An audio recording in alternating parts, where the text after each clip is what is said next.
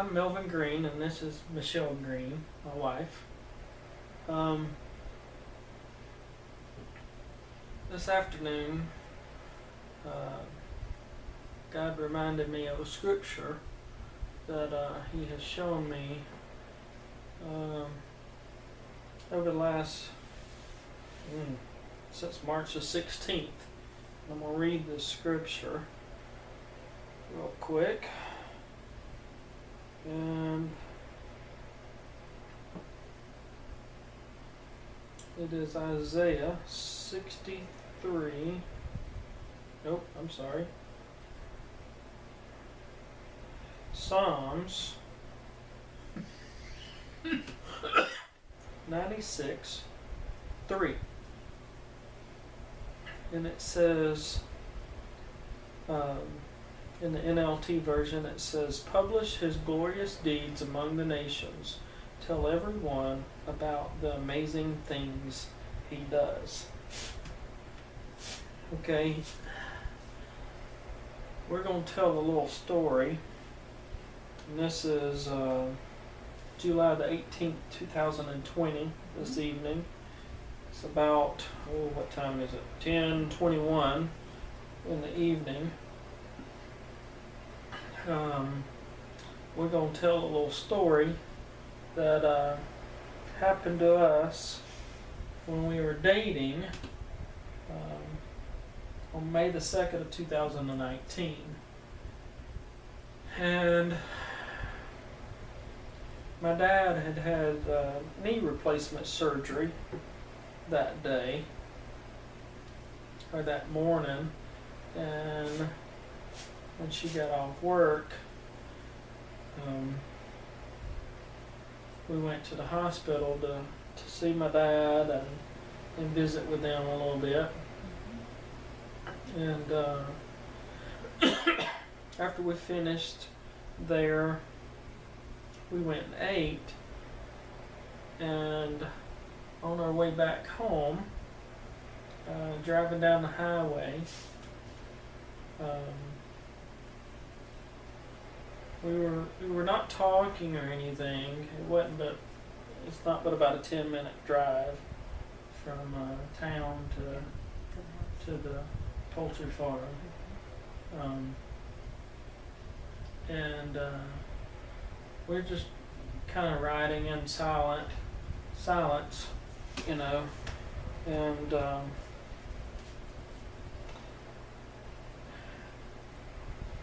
I guess, what was it, about a mile before we turned off of the highway. Yes. She looks at me, or not looks at me, she's looking in the sky, and I could tell that she was looking in the sky for several miles as we drove down the road. Very intently. Very intently? Okay. Well, I mean, I wasn't paying attention. I was kind of driving at the time. I'm glad you were. And finally, about a mile before we turned, she said, "Do you see that in the sky?" And I go, I don't know what I'm looking at or for. She said, "There's a man in a chair up in the clouds." Well, I've never been one to look in the clouds to see shapes and animals and various different things. With kids, that's what I did with my kids. But apparently, she did. That's what I did with my kids. We would find different shapes in the clouds when they were younger. So. Yeah, I never did that. You missed out on some parts of your childhood then. Okay. So about that time, I have to turn, and I'm like, okay, whatever. And I make my left-hand turn. Well, I manage a poultry farm. It's an 8-house poultry farm. And I have to look at these computer screens multiple times a day. And they have different numbers on them. They have the outside temperature, they have a target temperature, and the inside temperature of the chicken house. There's a water meter usage, there's the time, and the gallons per hour, all on this little screen that's about this big. So there's a lot of information in a very short or small area. So I always drive down to house 8, and I start there and I work my way up the hill so I can just hop out on the driver's side. So I get down there. This is about 7:30ish. 7:30ish. Dusky. Yeah, Yeah. it's not quite there yet because No. you're looking in the clouds just before this. Yeah. So I get down to the first house, and the first house, house 8, the water meter usage was 666. And I went, whoa. In 3 years, 16, 17, 18, 19. I guess that would be 4 years. 4 years? 16, 17, 18, 19. Yeah, 4 years. In 4 years, I No, don't. This was last year, so it'd been 3. Well, that's true. This is 2020. It was 2019 when this happened. Okay, 3 years. In 3 years. Time flies. Oh boy. In 3 years, I don't believe I ever saw 666. And looking at these water meter usages, the temperature or anything in 3 years, at any time during a grow out, and a grow out lasts 35 days, 36 days, and there's 7 grow outs a year, so lots of time that I would be spending looking at these computers, and I have to check them about every 2 hours, so I would check them That's a lot of time. 7 or 8 times in a day's time. Okay. So I don't ever remember seeing a 666, so that was the first time that I recall seeing one. And I was like, whoa, that's weird. So it alarmed me a little bit. Actually, a good bit. But he didn't tell me. But I didn't say anything to her because I was like, ooh, that's weird. That's scary. You know? Because you always think of 666. Mark of the Beast. Demons, Mhm. Mark of the Beast, and Correct. things like that. Right. So I checked out of the house because they're side by side. No big deal. So I go to house 6 and I see it again. I'm going, okay. Don't know what this is about, but this is getting very strange. So Still not talking about it. I still hadn't said anything to her. And I go on and get to out of house 5 or 4, and I say, why don't you get you a pair of shoes and we'll go walk after I get finished checking all these houses. I'll drop you off at about house 3, you run up to the house and get your shoes. And when I get finished, we'll be ready to walk. So that was the plan, and that's what we did. But when we started walking, we were just going to stay on the farm and walk.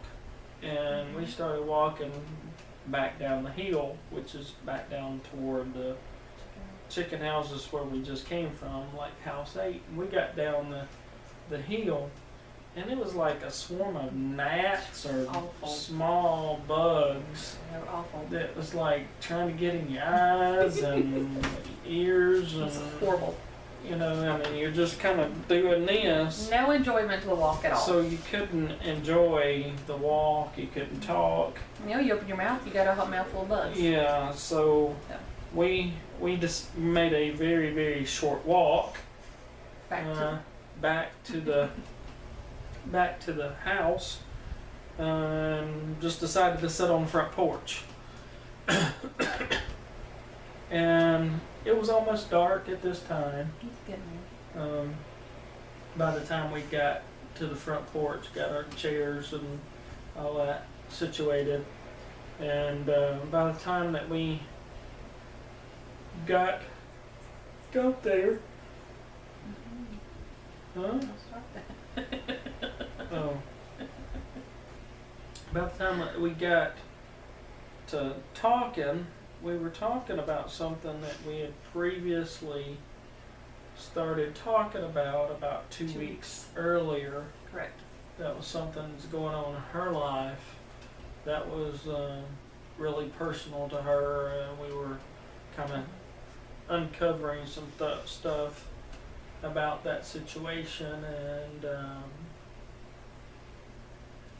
and by the time that we had been talking about this for 10 minutes, 10 or 15 minutes, it had gotten dark. Well, as we're sitting on the front porch, when it gets dark, we're not able to see each other at this point. So I know she's right here, but you can't see each other. And the only light that you can see is a security light that's behind the house, and there's a tree that's pretty much blocking all the light from being able to come to the front of the house for the most part. So it's not really light, not a lot of light out in the front yard. Was that crossfoot up at that time? No, it wasn't working then. It wasn't working. Okay. It wasn't working then. So that was just that, and as we were talking, I had just started, because I couldn't see her, I just started looking out into the open field that, oh gosh, is probably 50 yards from the front porch. There's just an open field at somebody else's property, and the property line just goes straight across, parallel with the front porch. But it's open. You can see the neighbors. I think it's 5 or 6 acres that they have there. Right. It's just they cut it with a lawnmower. So, and the driveway goes to the right and goes out to the road that way. And as we're talking about it, what we were discussing growth and healing and stuff like that throughout. Yeah, I just spiritual and I'm looking out. Like I said, I'm looking out in the open field, and I see something, and then I see it again over here, and then I see it again, and I hear a noise at the neighbor's garage about the same time. And when that happened, I just got chill bumps everywhere. The hair on my neck was standing up, and all over my arms, my legs, and I'm just going, oh crap, what did I just see? Because it was pitch black outside. Where this happened, it was dark. There was no light out there. There was no security lights, no headlights from anywhere, no helicopters, no planes. There was no noises at all. Not even dogs barking. No, very quiet. It was just very quiet. So I sat there a minute, and I turned, even though I couldn't see her. I turned and asked Michelle, I said, did you see something in that field just a second ago? And she said, yes, but I didn't want to say anything because you would have thought I was crazy. so was my response. So I asked her where she saw it, and she pointed to 3 different places that I saw it. Now, let me add this. From the first place that I saw it to the third place that I saw it is about 200 yards from here to the third time. And that 200 yard span, the 3 times that I saw it, it went from here to here in 200 yards in about 2 seconds. Literally. This is not an exaggeration. So when she said that she saw it in 3 different places, I went, well, what did you see? And she started describing something black. Blacker than black. Blacker than black. Like, if you think of the darkest thing you can possibly see, it was just darker than that. And like a sheet. Like a sheet. A very large sheet. Yeah, about 10 feet tall and about 15 feet wide. Yeah. Roughly. And very strange. And I hadn't told her what I had saw or I had seen prior to her telling me. And when she told me that, the hair on my neck and my arms and my legs just got stiffer. Because that's exactly what I saw. And I hadn't told her what I saw yet. And I went, that's exactly what I saw. And I said, does that not scare you? And her response was, no. I went, what? Why? So I'm going to let her tell you what she wasn't scared at all. Why he's freaking out. And I'm over here freaking out. I guess I was the girl in this situation and never mind. Anyway. My response was no, because of what I saw in the sky. He's like, you saw a man in a chair. Big deal. That was his response. That's what I said. That was a man in a chair. I said, but what I did not tell you was what the man looked like. He was like, okay, what does it look like? Why are you not freaking out? So I began to describe what I saw. Of course, when it's in the sky, it's going to be a very large man in a very large chair. So I didn't see it. No, you were driving, thankfully.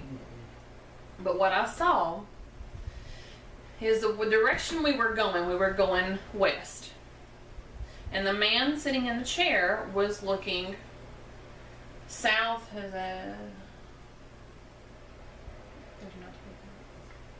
Looking south in the direction of the poultry farm. But the man that was sitting there, and I could see him sitting in the chair. I can see his hands folded in his lap. I could see the detail on his face. And I even told him, and I said, I can see the detail, every hair in a man's beard. If you see a man's beard, I saw every hair just like you would like there in person. He was looking, he had his head down, he had his eyes closed. It looked like he was praying. And what I saw is, if you look at like the pictures of Jesus around the world, that was the man I saw sitting in that chair, beard and all, with his hands folded in his lap and his head bowed, in the direction, well, like he was praying in the direction of the poultry farm. So I told Melvin, I don't have to be afraid. I said, because I believe that that was Jesus sitting in that chair praying over us. So there was no reason for me to be scared while he's freaking out. But I didn't tell him that until then. Right. So he had no idea. All I had the knowledge of was a man in a chair when we were driving down the road. Right. And that's all the things that she uttered at the cloud. Right. But with what I saw, she was withholding information. So sorry,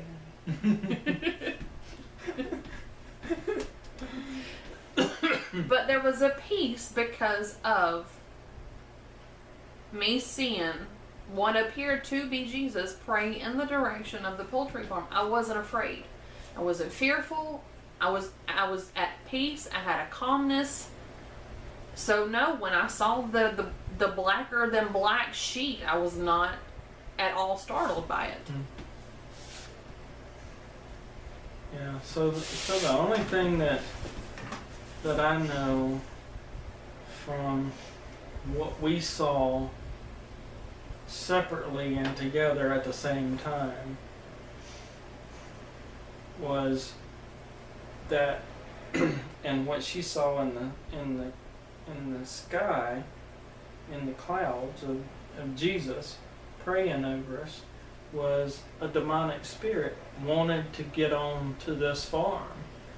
And where we saw, each time that we saw, where I saw it the 3 times and where she saw it the 3 times, it never was on the poultry farm. Never did. It was like Jesus was preventing and protecting us from that demonic spirit wanting to come on to the farm and do harm to us in some way of some type of spiritual warfare is the only thing that I can come up with. But the fact that we were talking about spiritual growth and healing, right? You know, it was after you had asked me the question, you know, how do you feel that you have grown spiritually and how you feel like you have started to heal right through this. And it came right after and that was right after that, yes. So all of that happened on May the 2nd. And, you know, in discussing with probably what, just a few, maybe a handful if less. Of people, yeah. Not many people would openly admit that they've seen Any kind of a demonic spirit or something that they couldn't explain to us, you know, and nobody ever explained anything like what we saw. No. Different. A couple of people said a couple of different things about Different evil things. things, but it wasn't Nothing like that. right. So let's fast forward to 4 days ago, July the 14th of 2020. She's working at the house and at her normal job, and I'm in the chicken houses, and a lot of times I'll have some type of message, or every once in a while I'll do some music or a book, but usually it's some type of message. But on this particular day, I actually have a Bible out called YouVersion. Awesome. And I just started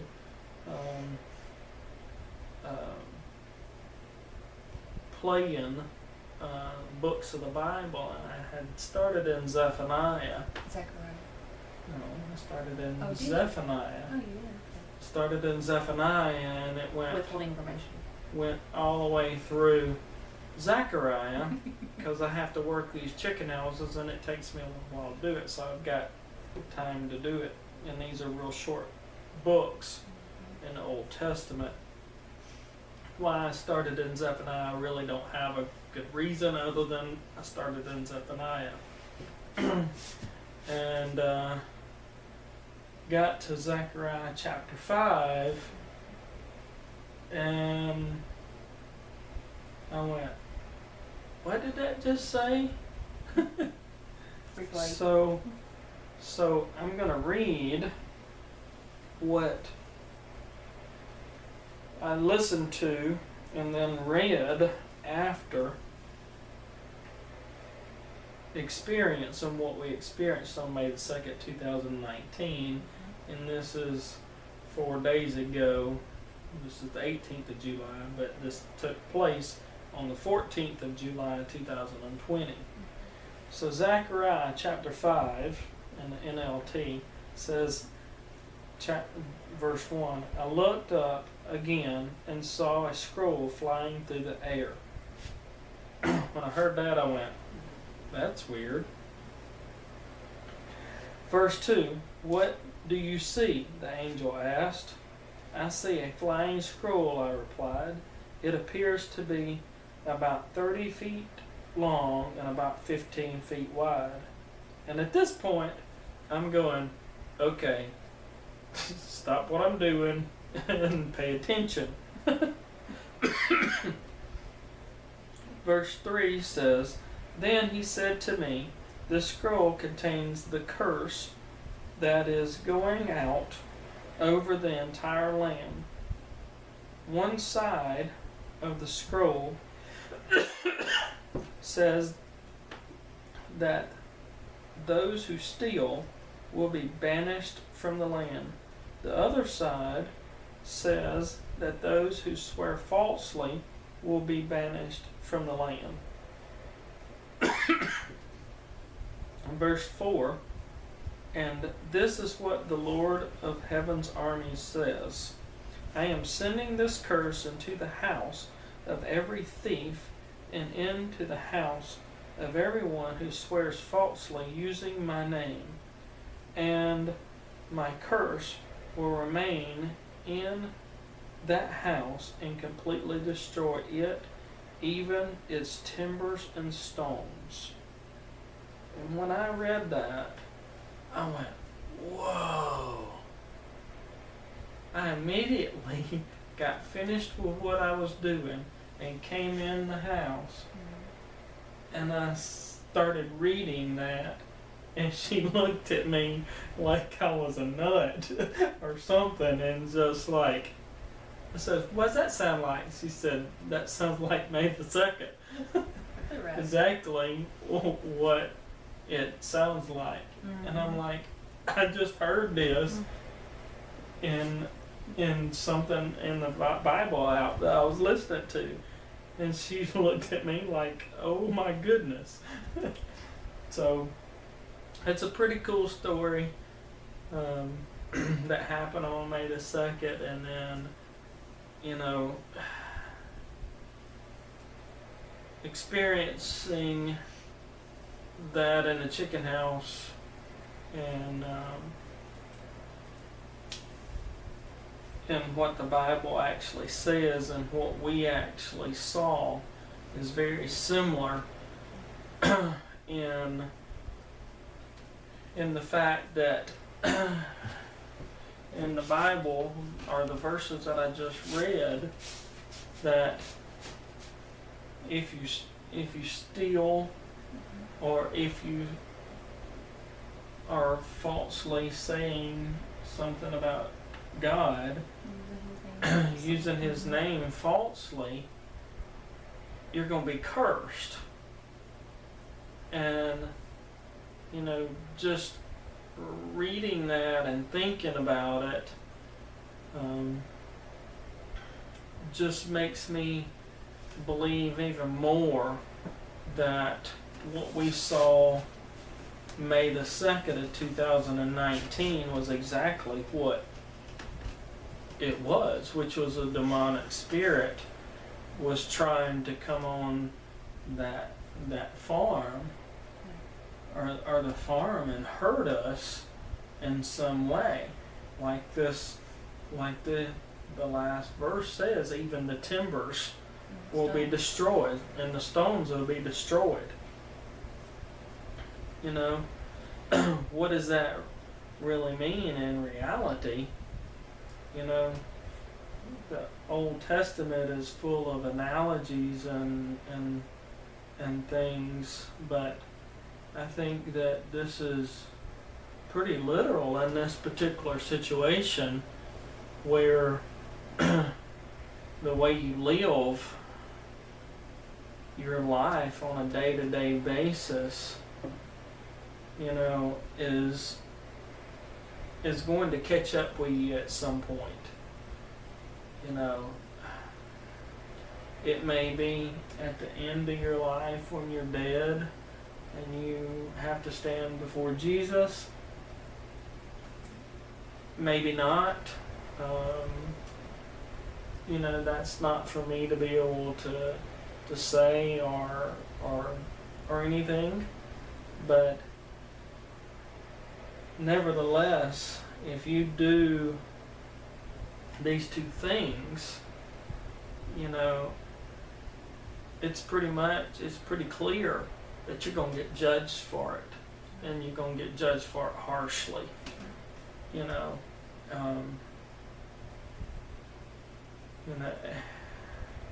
And I go back to May the 2nd when all this happened to us, you know, and it couldn't come on this farm. And I just go, wow. Wow, wow, wow. And it's just unbelievable thinking back at that. And, you know, I posted something on Facebook a few days ago, and had a person that was just slamming me and my character, and saying that because I said something about Oswald Chambers devotional that I had read. I think it was actually the day before. No, it was actually that day. Was it? Or maybe the day after this. I'd have to.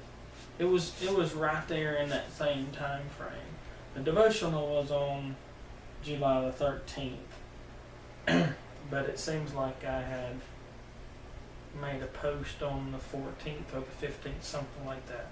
Well, he was just blasting me, and this guy doesn't even know who I am. From another state.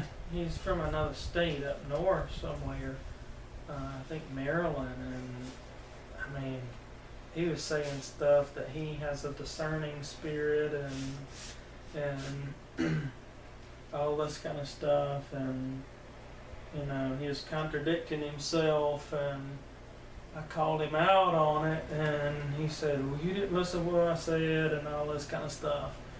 And the funny thing about it is, you know, all this whole thing started with the 666. Within just a few minutes after seeing this, or finishing that Facebook post that day,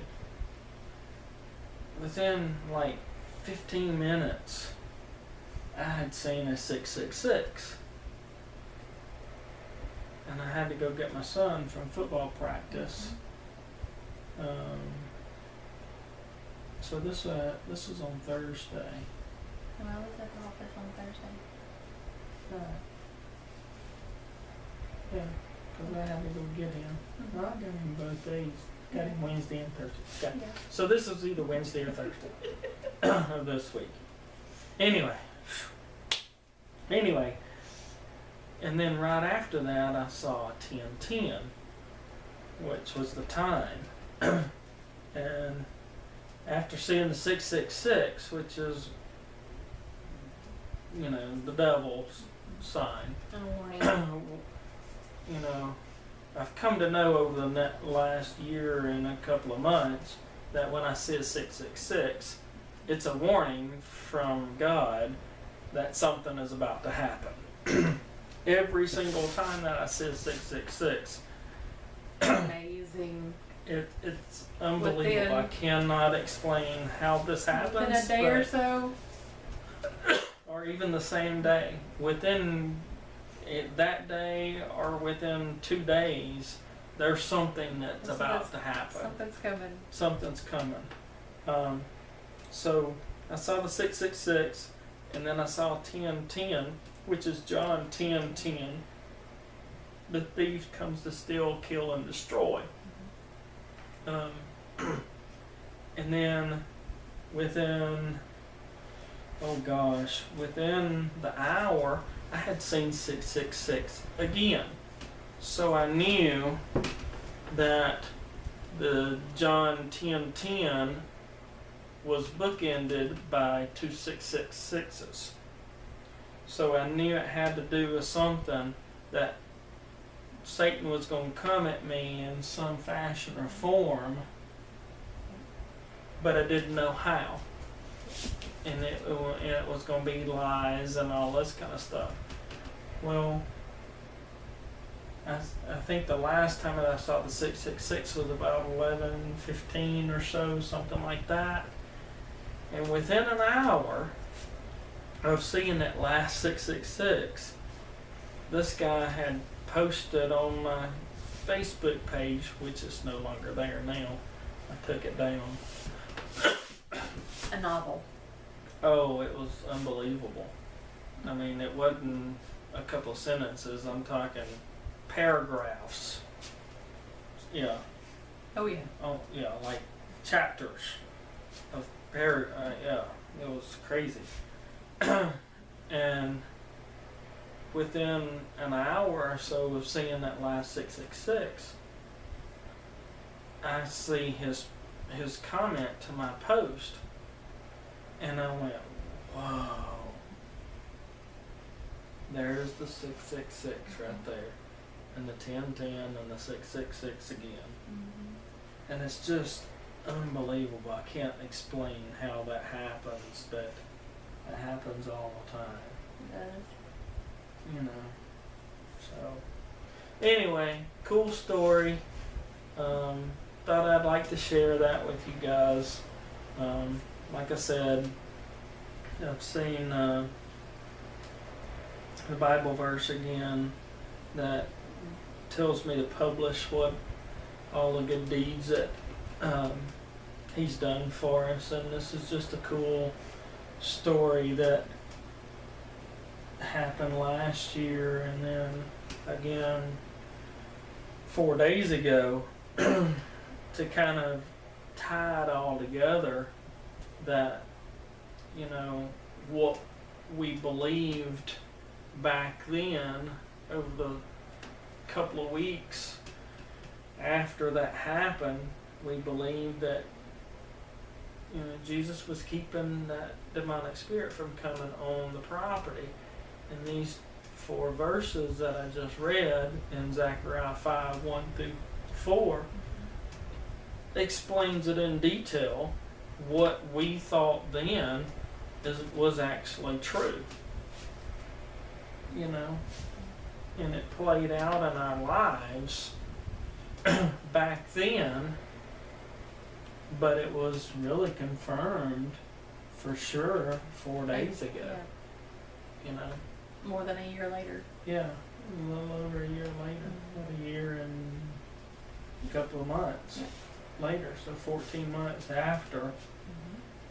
You know, and we always wonder, when something happens, are we going to find out while we're on this earth what it was for, or why it happened, you know? And it's just, it's kind of cool that, you know, to me, God's confirming that we are who we say we are, which is children of God and true followers of Christ. You know, one of the elects that he describes in Matthew 24, that's going to be called at the last trumpet. And just really cool stuff that I could go on and on and on, but Lots of stories. yeah, yeah.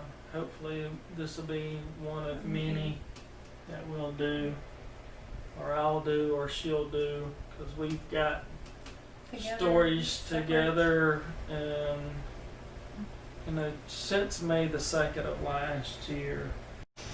Oh my gosh, you would, if I told you all of it, it would just blow your mind. Yeah. it's hard to explain to people, and it just gives me chill bumps every time that I start thinking about some of the stuff. But the peace is amazing. Oh my gosh. The trials and tribulations are nothing compared to the peace. Yeah, it is. Yeah, it is. Well, guys, it's been fun, and look forward to doing it again. Another time. Hopefully, it won't be too long. That we'll sit down in front of a camera, one of us or both of us, and do another. Yeah, it's late at night right now, so I'm not worried about that. He sprung this one on me. I just felt like the Father was telling us to do it. He keeps showing me that same verse, publish all the deeds that I've done for you. When I'm going to delay. And he was saying, do it now. I live my life now when he says do something, and I know that that's what he's saying do, and just do it. And she can tell you that I make decisions by what he tells me to do, and not what I want to do or what she wants to do or what others want to do. So it's good. Yes, It's a different way than most people will ever live their lives. But we're doing it. It's called total surrender. Giving up everything that you have precious in your life. Very difficult. And very, very difficult. And I'm talking about family, children, job, whatever it costs. You do whatever it costs and whatever you have to do to follow Christ. And that's what the Bible says to do. If you love them more than you love me, you cannot be my disciple. Yeah, you can't. So, alright guys. Melvin Green here, Michelle Green, my trusty sidekick over here. And we're going to talk to you later. Good night.